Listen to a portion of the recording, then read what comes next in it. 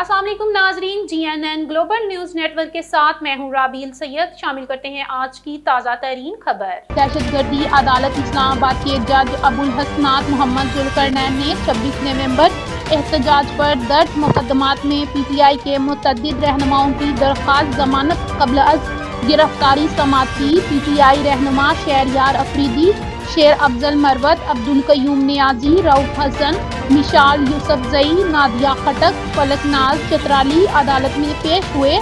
عدالت نے شعیب شاہد، علی بخاری، عمیر نیازی، تیمور جھنگرا، علی زمان، عبداللطیف و دیگر کی ضمانتوں میں توسیع کر دی۔